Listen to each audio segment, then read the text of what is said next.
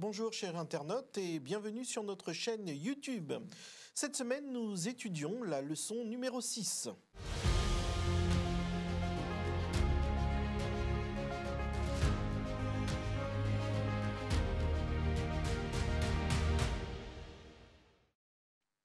J'ai le plaisir de recevoir aujourd'hui le pasteur Gabriel Goléa. Bonjour. Le pasteur Camille Gétraud. Bonjour.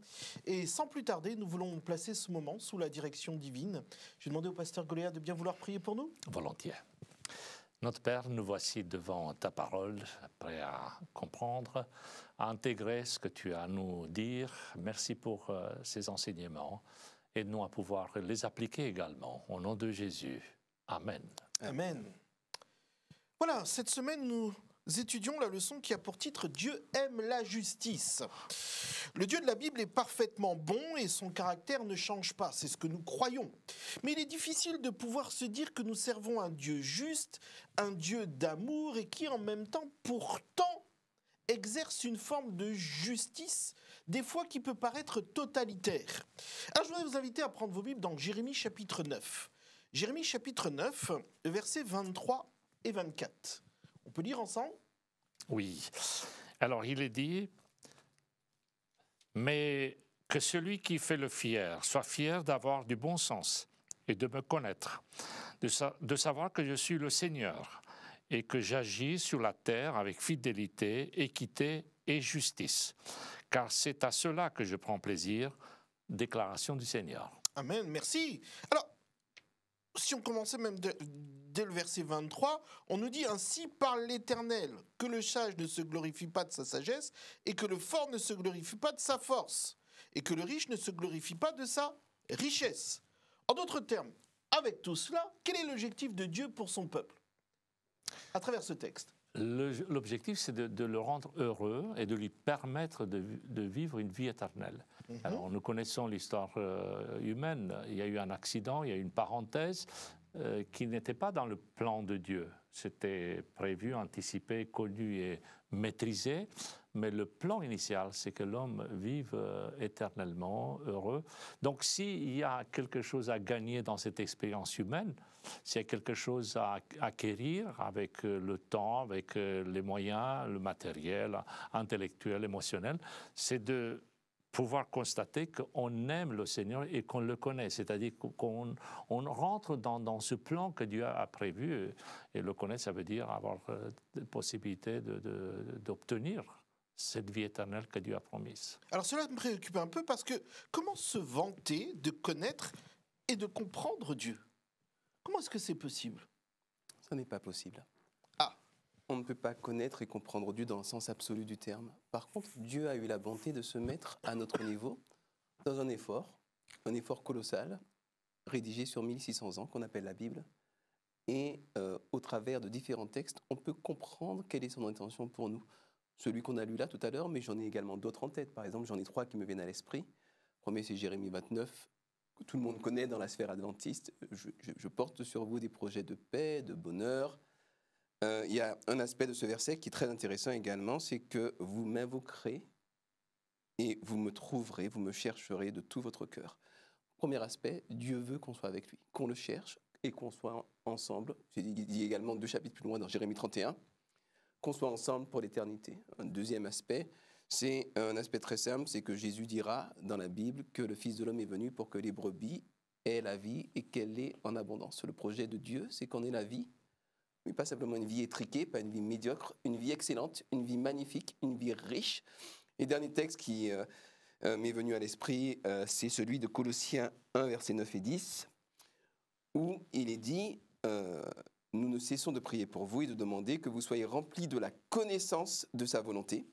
Donc ça passe par la prière.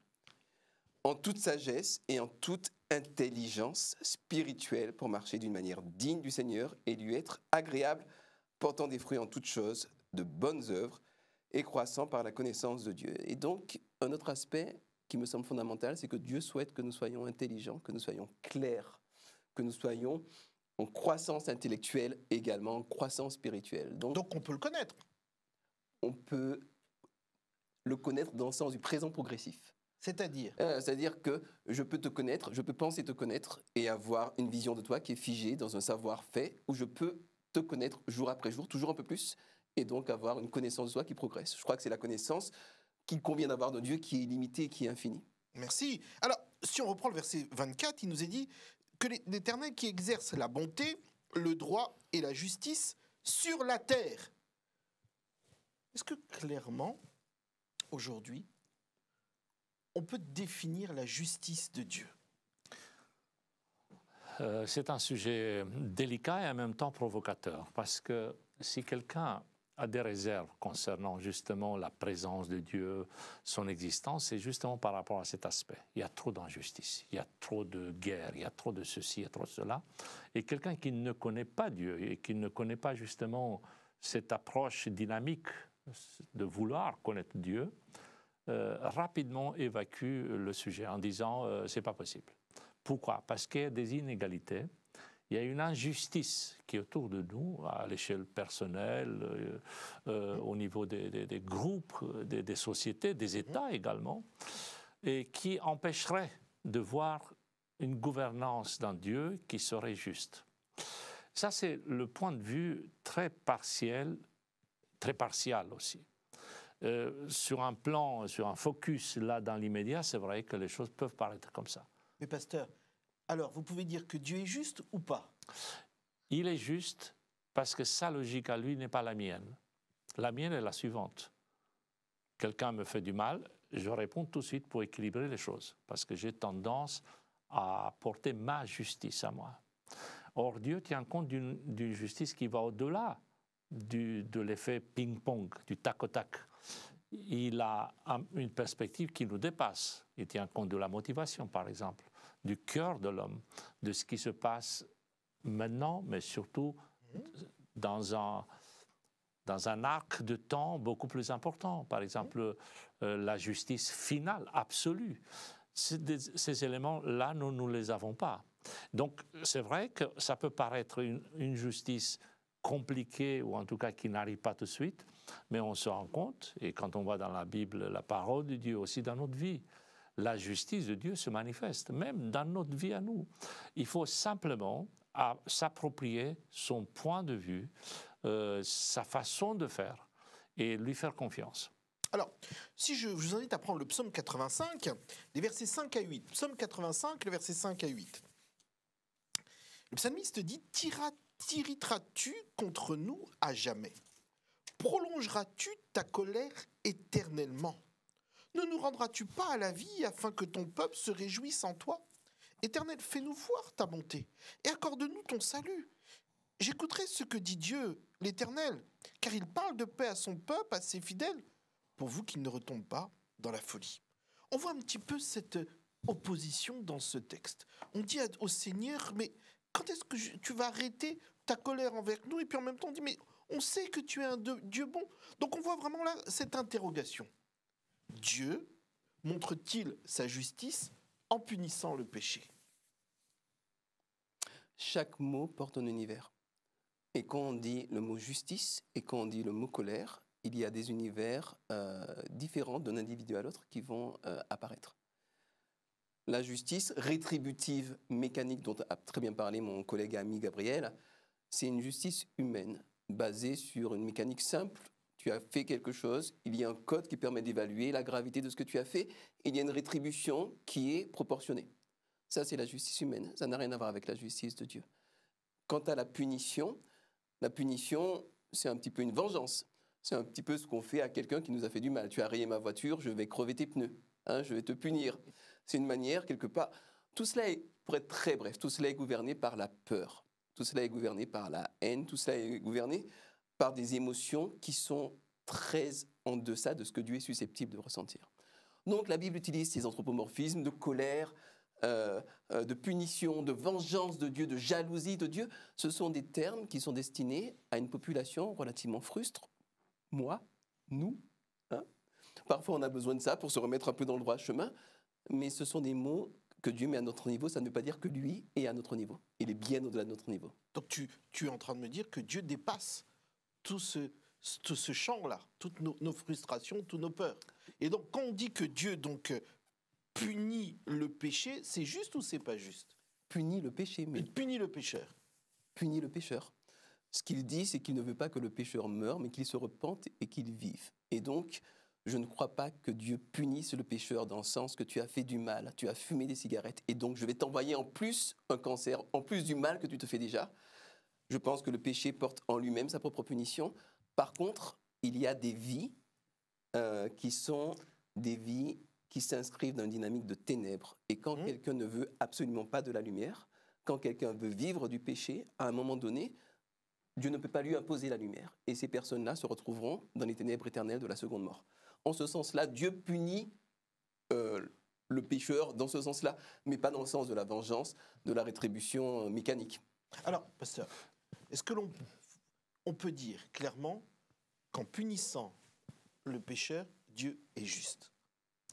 Alors, toutes ces interventions remplies de grâce auprès de sa créature montrent que nous avons affaire à un Dieu qui est persévérant, un Dieu qui tient à ce que son projet se réalise. Mais il arrive un moment où il y a un constat, et c'est le jugement final qui va exprimer ce constat.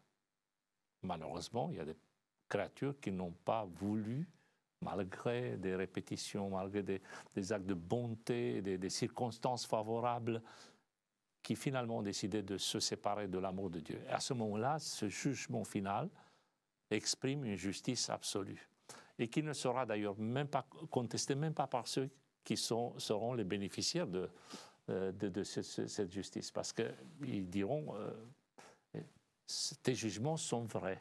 Et également, ce jugement ne sera pas non plus contesté par une éventuelle remise en question. Vous savez comment on fait parfois dans l'histoire humaine, on refait des procès. Des procès, des centaines d'années après, par exemple le procès des classiques, hein, on essaie de rouvrir les dossiers, cold case. Hein. On ouvre les dossiers et on constate que le tribunal à l'époque a eu tort, ou au contraire, ils ont eu raison de donner telle ou telle sentence. Eh bien, même cet exercice-là, à l'échelle beaucoup plus importante, va amener le même résultat, c'est-à-dire qu'on constate que Dieu est bon, Dieu est juste aussi. Donc, cette alchimie, cet équilibre entre la bonté et la justice, cela fait partie du caractère de Dieu, non pas dans le sens qu'il a hâte justement d'exprimer sa colère, de saisir la moindre occasion pour punir quelqu'un, se venger, même si le terme ici est dans des termes humains, colère de Dieu, etc., pour que nous on puisse comprendre. Mais il ne faut pas évacuer non plus, parce qu'il y a cette tendance aussi de croire qu'à un moment donné, il n'y aura plus rien parce que Dieu est tellement bon et qu'il va tolérer à l'infini. Il y aura un stop au péché, à l'histoire du péché, justement par un acte de justice pour faire justice à tous ceux qui, je rappelle vite fait, il y a des martyrs, il y a des personnes qui sont mortes au nom d'un idéal, qui ont souffert, et rien que pour équilibrer cette histoire très compliquée, pour leur rendre une place importante, il y aura un moment de verdict qui va à l'encontre de ce qu'on appelle, nous, de manière très humaine, la grâce, la pitié, l'amour. Enfin, on a des mots qui montrent plutôt une faiblesse, plutôt qu'un point positif fort du caractère de Dieu. Alors, je vais prendre avec vous deux textes. Je vous propose Deutéronome 32, le verset 4, et le psaume 92, le verset 15. Lorsque je prends Deutéronome 32, le verset 4, il nous est dit « Il est le rocher, ses œuvres sont parfaites, car toutes ses voies sont justes. C'est un Dieu fidèle et sans iniquité, il est juste et droit. » On affirme, Dieu est juste et droit. Pendant toute la leçon, nous avons vu que Dieu est amour. Et le psaume 92, verset 15, nous dit « Pour faire connaître que l'Éternel est juste, il est mon rocher, il n'y a point en lui d'iniquité. » Pour vous, qu'enseignent ces textes sur la fidélité réelle et la justice de Dieu? Qu'est-ce que cela enseigne lorsque l'on peut voir cela? Car Dieu est un Dieu fidèle, sans iniquité, juste et droit. Il y a un acte qui me semble extrêmement démonstratif en la matière, c'est le sacrifice de Jésus-Christ. En ce sens que Dieu a une philosophie de vie très simple. Il crée des créatures libres et intelligentes avec lesquelles il veut être en relation et en proximité spirituelle, émotionnelle, psychologique. Il veut être vraiment proche de ces créatures. Le péché arrive, il y a une rupture et il y a un prix à payer pour le péché. Il dit, OK, je vais prendre sur moi la conséquence de votre péché et je vais donner mon Fils unique afin que quiconque croit en lui ne périsse point mais ait la vie éternelle. Il va jusqu'au bout. On ne peut pas être plus droit, on ne peut pas être plus juste, on ne peut pas être plus fidèle qu'en donnant ce qu'on a de plus précieux. Je sais que personnellement, comme vous, messieurs, si vous aviez à choisir entre mourir ou qu'un de vos enfants meure, sans hésiter une seconde, vous choisiriez de mourir. Moi, ça me paraît être une évidence pour tout le monde. Parce que mes enfants, c'est ce que j'ai de plus précieux. J'ai rien de plus beau, j'ai rien de plus précieux. Donc, donner ce qu'on a de plus précieux. C'est être le contraire d'être un idéologue tortueux, hypocrite, qui va prêcher le sacrifice de soi, mais qui va rester bien au chaud. Dieu a fait vraiment le contraire. Il était fidèle, juste et droit jusqu'à la croix. Alors, on nous dit pour faire connaître que l'Éternel est juste. Le problème, c'est que dans ce monde, nos contemporains ont du mal à croire que Dieu est juste. Comment on peut leur dire cela ? Nous les comprenons. Nous les comprenons parce que il est impossible de faire passer ce message d'équité. Et je pense que ce serait de notre part une erreur de présentation d'apporter des arguments pour convaincre à tout prix, du style taisez-vous, c'est comme ça, dogmatique. Non. Il faut comprendre qu'on a besoin d'abord de connaître quelqu'un, et dans ses caractéristiques, il y a aussi la justice. Si ceux qui sont autour de nous n'ont pas de relation avec un Dieu d'aucune manière, ils ne connaissent rien de sa bonté, de sa façon d'agir, il n'y a rien de spirituel, il n'y a aucun lien, il serait impossible pour nous de passer un message de justice. Ça viendrait à conforter leur image d'un monde injuste. Effectivement, vu ce qu'on avait mentionné. Je vais juste ajouter un élément qui, du texte qui a été lu tout à l'heure, de Deutéronome 32, on mentionne qu'il fait partie du chant de Moïse. Oui. C'est vers la fin de sa vie. Alors, nous connaissons Moïse, il fait sortir le peuple d'Égypte, il a une expérience formidable, des années dans le désert, alors qu'il a vécu à la cour de Pharaon, il est le leader qui va amener le peuple, il a vu plein de choses. Il a vu plein d'injustices. C'est l'homme, l'Égypte, c'était le pays des injustices par définition. Ah ben l'esclavage. L'esclavage, des situations terribles, de malheur, de souffrance, au point que lui-même veut à un moment donné régler, équilibrer. On connaît la suite. Et pourtant, après toute une vie, il est capable de dire Dieu est juste. J'admire cette conclusion. Et je fais un appel à tous ceux qui ont connu Dieu depuis des années, depuis des décennies, et qui seraient peut-être inclins d'arriver à une autre conclusion dans leur vie. Et je le dis avec affection. Ne vous laissez pas abattre par ces tentations où il y a un monde sans Dieu, un Dieu qui est injuste. Regardez ce qui m'est arrivé, la maladie, regardez mon frère, regardez ceci et cela.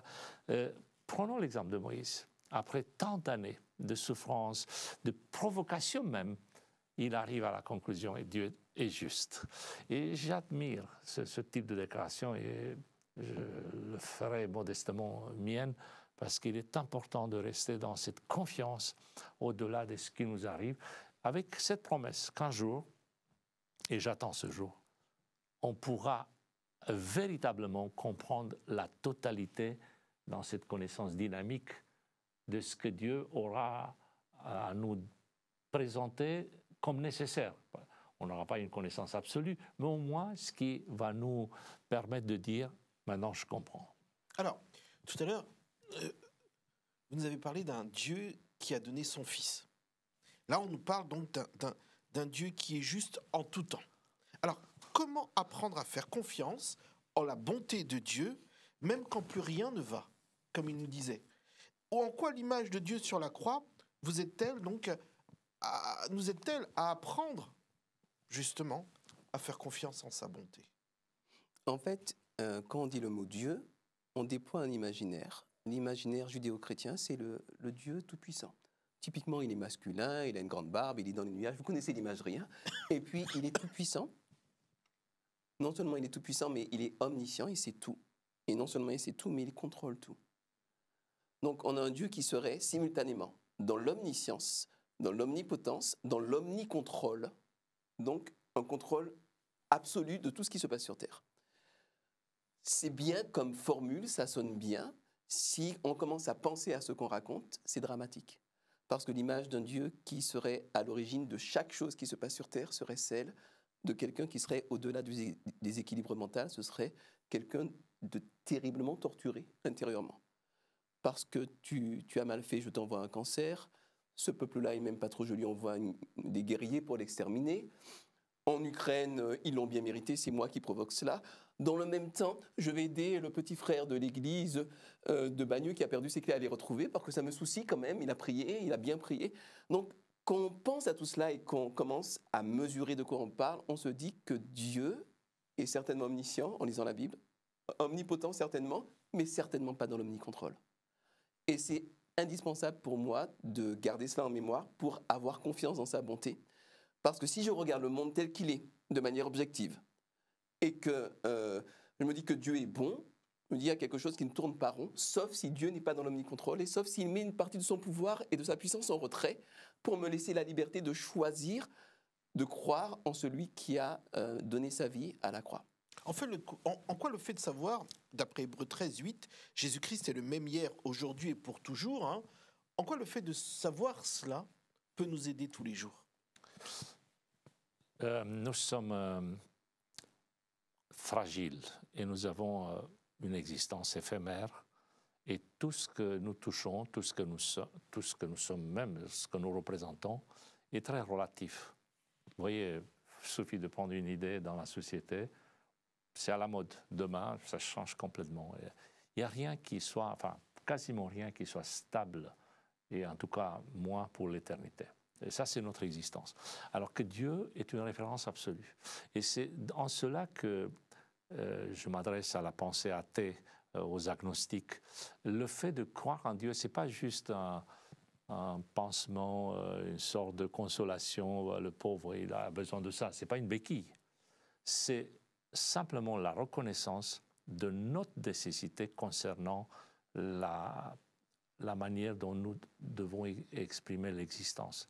Ça fait partie de notre constitution, de reconnaître que nous avons besoin d'une référence absolue. Du moment où nous sommes fragiles, et nous constatons cela, et que tout ce que l'homme entreprend est limité, dans ces conditions-là, il est intellectuellement absolument nécessaire de reconnaître qu'il doit y avoir un pilier, un élément stable, et ça s'appelle Dieu. Donc là, nous avons à acquérir un peu plus dans cette connaissance, dans ce cheminement pour pouvoir avoir nous-mêmes un équilibre dans notre vie. Donc moi je suis tranquille vis-à-vis de notre humanité très fragile. Il y a un Dieu qui, lui, il change jamais.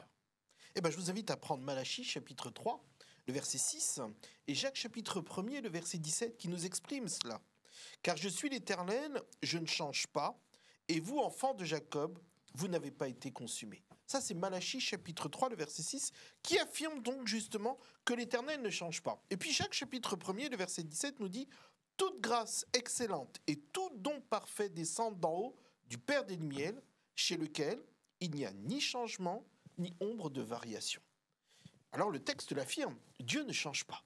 Et pourtant, quand je lis le texte, j'ai l'impression que le Dieu de l'Ancien Testament n'est pas le même que le Dieu du Nouveau Testament. Alors, comment dire qu'il exerce sa justice de la même manière en tout temps, alors que dans l'Ancien Testament, j'ai l'impression que la sanction est immédiate? Ah. Elle est piégeuse cette question, mais elle est pertinente. J'ai développé un petit outil que j'appelle la théologie du vecteur. C'est tout simple et tout bête.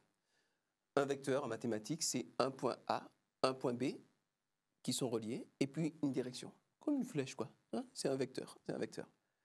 En fait, cette théologie du vecteur, elle permet de comprendre pas mal de choses. Quand je prends, par exemple, pour être très concret, le œil pour œil, dent pour dent, vie pour vie, blessure pour blessure. La loi du talion. La loi du talion. C'est barbare, c'est brutal, c'est incompréhensible d'après les standards. Sauf quand on se demande d'où partaient ces gens. Et ils partaient non pas de ce qu'on appelle la rétaliation, mais ils étaient plutôt ils n'étaient pas dans la réponse proportionnée, ils étaient plutôt dans la disproportion. Hein, on le voit très bien dans Genèse chapitre 4, quand les mecs disent « J'ai tué un homme pour ma blessure, un jeune homme pour ma meurtrissure, Caïn sera vengé 7 fois, mais les mecs 70 fois. » Donc, on voit qu'on est dans la disproportion. Tu as rayé ma voiture, je brûle ta maison, je tue ton chien, j'égorge ta femme. Quand des gens sont dans la disproportion, et pourquoi est-ce qu'ils sont dans la disproportion? Parce qu'ils ont été traités de manière disproportionnée. Un esclave regardait un contremaître, se faisait tabasser à mort. Un mari protestait parce qu'un contremaître voulait violer sa femme, mais il se faisait massacrer, toute sa famille aussi avec. Ils ont connu que ça. Et quand on dit à ces gens-là, œil pour œil, dent pour dent, vie pour vie, blessure pour blessure, on les prend à un point A, où ils sont très bas, et on les amène à un point B, qui est plus haut, spirituellement, qui est peut-être pas le pinacle, le sommet de la spiritualité et de la grandeur de l'humanité, mais qui est déjà plus haut. Et dans la Bible, il y a énormément de versets comme ça, de passages qui sont brutaux, qui sont incompréhensibles et qui ne peuvent se lire qu'au travers de cette théologie du vecteur. Le peuple a un niveau, et Dieu, dans sa constance, dans la permanence de son amour, prend les gens là où ils sont et les amène toujours un peu plus haut, toujours un peu plus haut. En cela, il n'y a pas ombre de variation. Si on regarde par contre les choses en elles-mêmes, on a des contradictions, œil pour œil, dent pour dent. Ouais. Et si on te frappe sur la joue droite, aussi la joue gauche. Donc il y a des contradictions de surface, mais par cette théologie du vecteur, on voit que Dieu ne change pas et a toujours à cœur d'élever son peuple. Pasteur, j'aimerais vous entendre sur le sujet. Vous dites Dieu ne change pas également, mais comment réellement exprimer à nos contemporains que ce Dieu est le même dans l'Ancien Testament et dans le Nouveau Testament? Alors, ce n'est pas nouveau justement de vouloir opposer l'Ancien et le Nouveau. Marcion, déjà au IIe siècle, essayait de voir qu'il y a un Dieu méchant, dur dans l'Ancien et un Dieu de l'amour, de la grâce. Malheureusement, nous, les chrétiens, on rend service à cette opposition parce qu'on parle beaucoup de l'amour, de la grâce, et on oublie qu'en fait, l'amour et la grâce existait aussi dans l'Ancien Testament. On peut prendre quelques exemples rapidement. Malgré le contexte d'opposition et de violence, il y a plein de mesures justement qui montrent que Dieu limite va faire un effort de sanitaire, de cordon sanitaire. Dans ce contexte de violence, d'atrocité, il va mettre en place un certain nombre de règles qui deviennent, si on les sort du contexte, des expressions du légalisme. Quand on les sort du contexte, mais il faut pas justement, et j'aime bien cette image du vecteur, il ne faut pas oublier le point de départ. Et dans ce contexte-là, ce sont des mesures de grâce, de protection. Rappelez-vous par exemple, une femme qui a accouché, puisqu'elle a accouché une fille, elle pouvait rester 2 fois plus à la maison. Et on se demandait, mais il y a une différence entre l'accouchement. Mais la différence est simple, elle est sociale. Parce que le moment où elle allait au temple, à ce moment-là, elle pouvait être invité à travailler dans les champs. Donc Dieu consolait le chagrin, parce qu'elle n'a pas eu un garçon, avec ces mesures d'autres. Aujourd'hui, on appelle ça la sécurité sociale. Il y a un congé qui s'installe. Enfin, plein de détails qui montrent la bonté de Dieu. Mais c'est vrai que le terme, la façon, ça donne l'impression que c'est dur. Non, il n'y a pas de différence entre l'Ancien et le Nouveau Testament. Il y a quand même une seule différence, si on doit la préciser, c'est parce que là, on voit Jésus marcher sur nos terres, on le voit à l'œuvre directement. Alors que là, c'était Dieu qui parlait du haut du ciel à travers les tonnerres, les prophètes, les voix qu'on entendait, etc. Ici, on voit un Dieu humble plutôt qui marche avec les disciples. Et c'est peut-être ça qui peut paraître un peu, disons, perturbateur, mais en réalité, même dans le Sermon sur la montagne, qui est un discours rempli de grâce et de changement de valeur par rapport à la violence existante. Même là, il est question d'équilibrer ce monde par des faits ou des actes de justice, d'équilibre dans un monde qui peut-être pour l'instant, ça ne s'installe pas, mais qui viendra un jour. Et quand on lit tout le Nouveau Testament, on voit à la fois des actes de bonté, de grâce, de pardon, mais aussi, attention, il y a une justice qui va équilibrer tout ce qu'aujourd'hui est vraiment incomplet, déséquilibré, qui n'est pas à sa place. Donc ce Dieu-là est le même depuis la Genèse, la création, jusqu'à l'Apocalypse, avec des hypostases, des situations, des circonstances qui nous montrent la richesse de ce caractère. Amen, merci. Donc on a vu que Dieu est amour, Dieu aime la justice, Dieu est bon, Dieu ne change pas. Mais si je prends le texte d'Exode chapitre 34, Exode chapitre 34, le verset 7, le texte nous dit, en parlant de Dieu, qui conserve son amour jusqu'à 1000 générations, qui pardonne l'iniquité, la rébellion et le péché, mais qui ne tient pas le coupable pour innocent, et qui punit l'iniquité des pères sur les enfants et sur les enfants des enfants jusqu'à la 3e et à la 4e génération. Comment expliquer à nos auditeurs l'amour de Dieu à travers ce texte? C'est déjà une illustration de ce qu'on vient d'évoquer tout à l'heure, c'est que l'amour dure pour 1000 générations et les conséquences négatives pour 3 ou 4. Donc là aussi, il y a une mesure de bonté de la part de Dieu. Alors la question des générations s'explique, un des aspects, c'est qu'il y a les conséquences. Et les conséquences, on ne se rend pas compte en pédagogie, on voit ça très bien.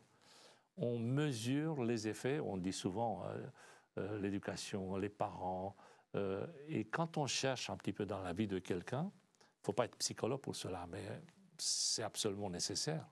On se rend compte de l'impact de ce qu'on a reçu. Quand on était gamin, quand on a vécu dans notre quartier, le regard des autres, rien que ces aspects-là nous montrent l'importance de cette prise de conscience pour les conséquences. Et le texte qui est mentionné ici fait appel justement à cette dimension de bénédiction qui peut être pour plusieurs générations parce qu'il y a un investissement. Et je pense qu'il est important pour nous aujourd'hui de s'investir dans la génération future, de donner à nos jeunes vraiment envie d'aimer Dieu, en sachant que chaque geste, peut-être inaperçu, peut-être que ça ne compte pas, mais peut avoir des implications pour l'éternité. Et ça, c'est tellement important. Et le texte nous assure dans ces directions-là. Rien n'est perdu, rien n'est inutile. Alors, mais le texte nous dit qu'il tient le coupable pour innocent, pasteur, et qui punit l'iniquité des pères sur les enfants. Dieu est-il amour en Il ne faisant tient cela? pas le coupable pour innocent. Oui. Il tient le coupable pour coupable, mais il parle à des gens comme nous tous. Des gens qui ont des limites. Et donc, on dit 3-4 générations, c'est peu. Et ça s'explique très bien par la psychologie transgénérationnelle, comme Gabriel l'a très bien dit. Et quand on dit 1000, c'est le bout du monde. Ça veut juste dire que l'amour de Dieu n'a pas de limite.